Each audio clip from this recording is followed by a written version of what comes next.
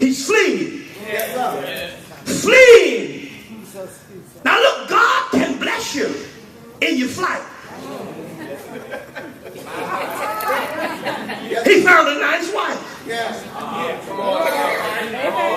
Met a wise father-in-law who was able to teach him when he finally stepped into his destiny. Come on. But what happens when so many of us are allowing our missteps and mistakes to make us failures who negate God's future? God said, I got some new shoes for you. His destiny is defined by his own negative experience.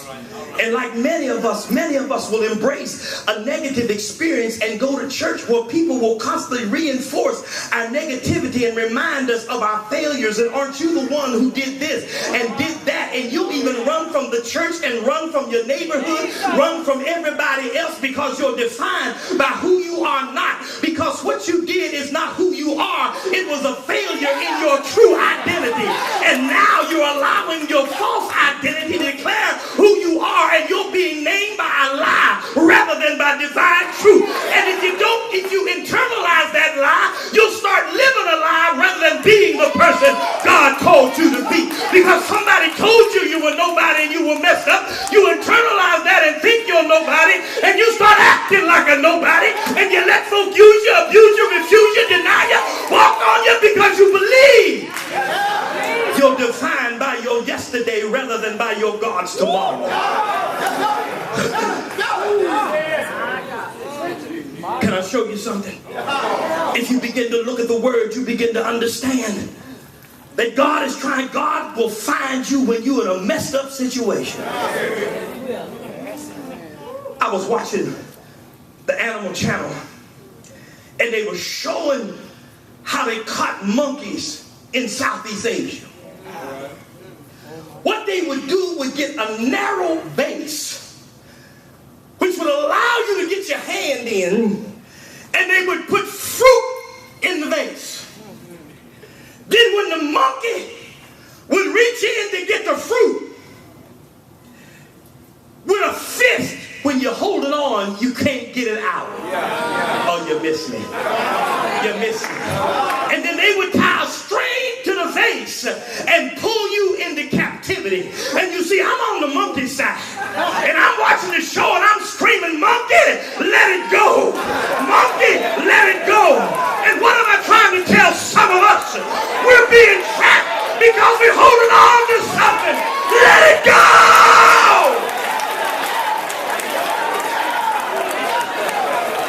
You're being held captive because you won't let it go. Let me see if I can make it real plain. Your identification is never a function of your situation or your location. Come on, Dave. Come on, work with me.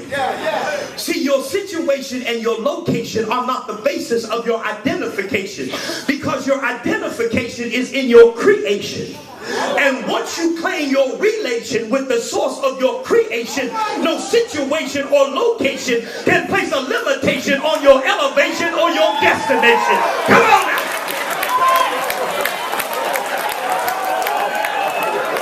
Come on, let me repeat that.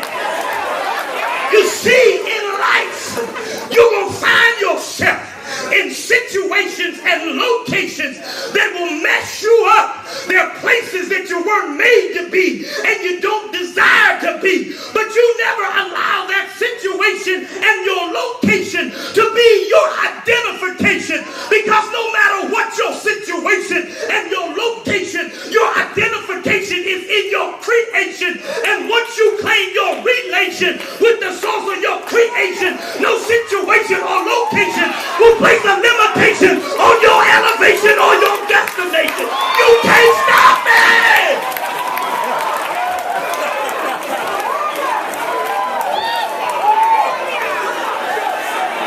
That's enough right now.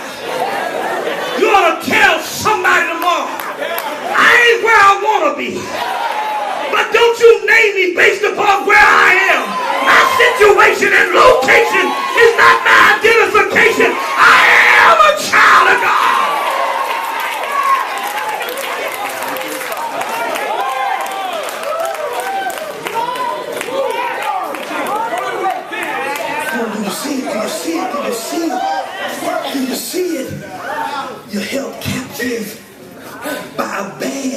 situation.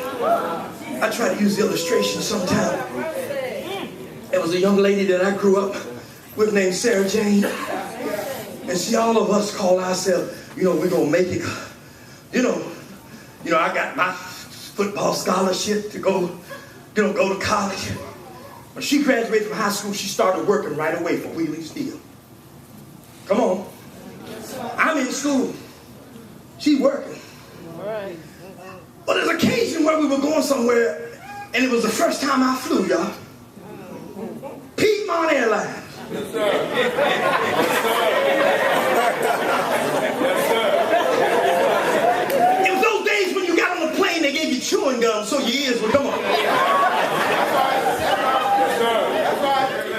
But here's the interesting thing. Sarah Jane, now don't y'all be offended. She was an exquisite example of feminine pulchritude, giving ample evidence that there's a God who does all things well.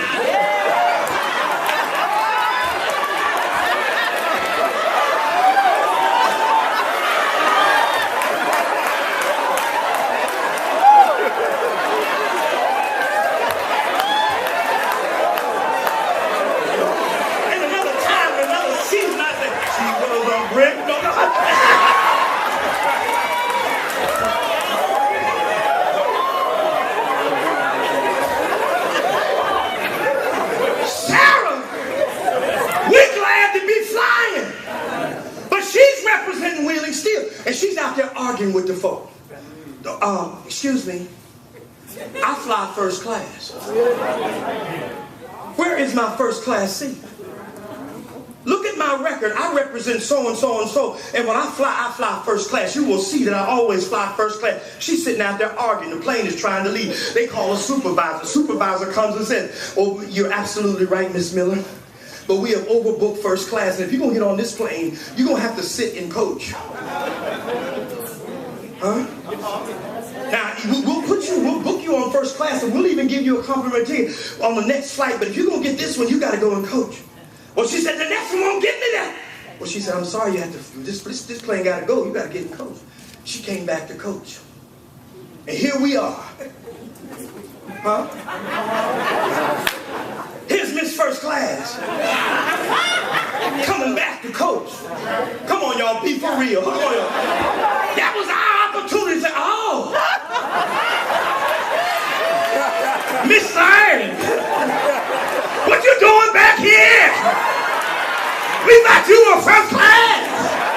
Huh? What you doing back here with the peons? What you doing?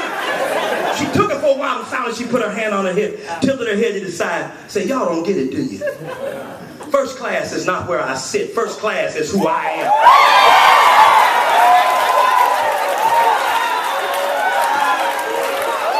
What am I trying to tell you?